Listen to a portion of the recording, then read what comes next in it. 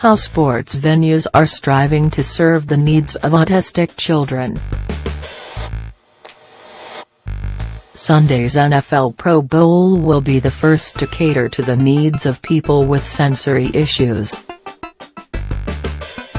Across the country, stadiums and arenas are addressing those needs for every game and event, in large part because of the experience of one family from Akron, Ohio, reports CBS News' Dana Jacobson. A basketball game or a hockey game seems like it might be an easy thing to go to as a family, but it's not for Jeff and Amy Bells. It's not.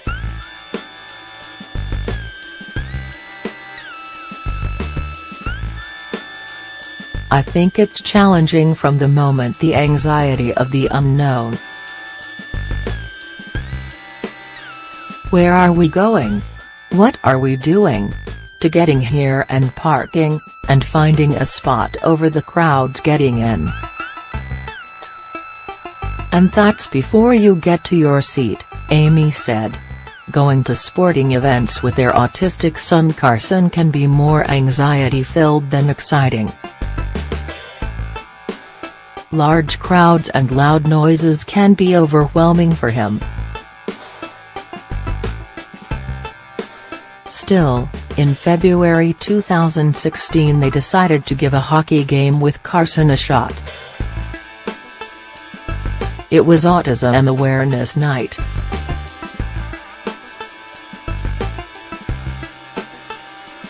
And we thought, what a great opportunity, Amy said.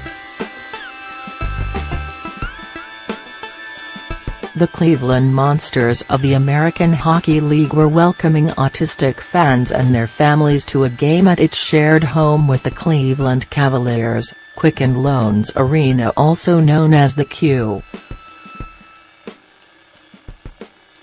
But when the bell arrived, they felt anything but welcome. 12-year-old Carson can't speak and instead uses an electronic device that hangs around his neck to communicate. We had trouble in going through security, and the security guard not understanding what Carson's device was, or what it was used for, Amy said. We were actually told that he couldn't come through security with that. And Carson got a little anxious.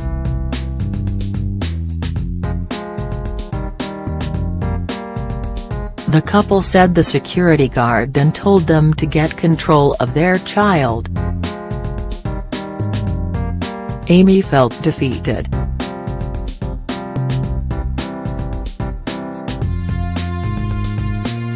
She couldn't let it go, so she took to social media, launching a tweet that read, "Treated very poorly by the Q security last night for Autism Awareness Night. I think some sensitivity training would go a long way." Her message reverberated throughout the arena. Her complaint got the attention of Anthony Bonavita, Senior Vice President for Facility Operations at the Q. "I felt like missed an opportunity on a professional level, for us to be better than that," Bonavita said. The Bell experience hit home for Bonavita. His son Dominic is also on the autism spectrum. On a personal level,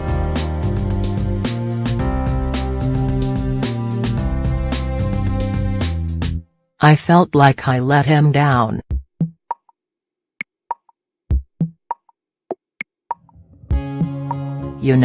Ultimately, it falls on me, Bonavita said.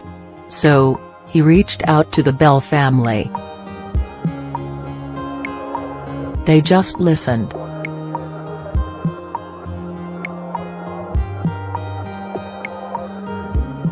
And and I just gave them some suggestions, some things that I was thinking of, and I wanted to make sure they were gonna follow through. This really needs to be done. This can't happen again, Amy said.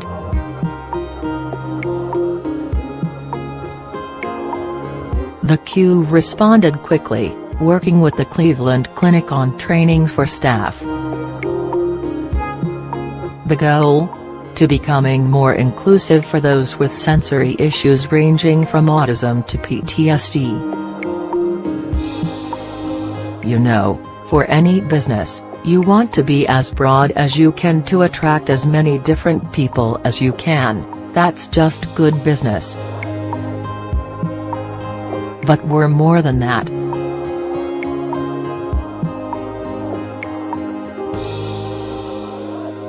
What we mean to this city means more than a business element. We want it to be more about my son or your son or anybody else's parent or somebody who has PTSD to know that they have a home and a place that they can come, Bonavita said.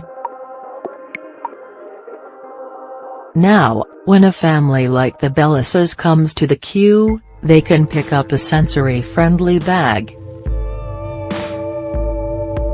It includes items like fidget toys, a weighted lap pad, and noise-canceling headphones. There is also a sensory room, a designated space away from the action that serves as an escape if the sights and sounds in the arena get to be too much. Inside, there's soothing bubble art on the walls and tactile displays that can calm an overstimulated mind. The Q can thank Michelle Kahn for the changes.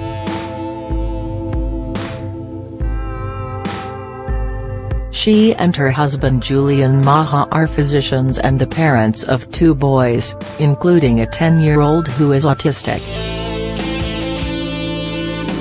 They created a non-profit called Culture City, focused on a mission of inclusion. We saw how having a diagnosis like autism, it truly made the families isolated from the community, Kahn said.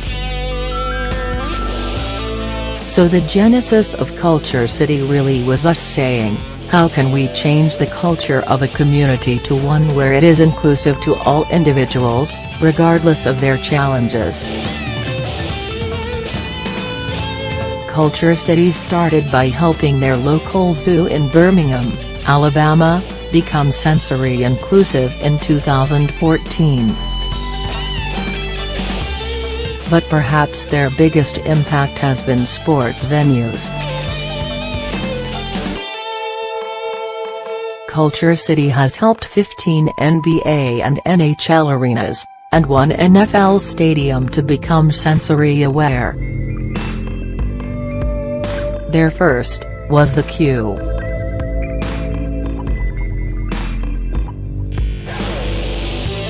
To sit and look around and know that we can do what other families can do is pretty awesome, Amy said. And the sensory rooms don't cost a lot.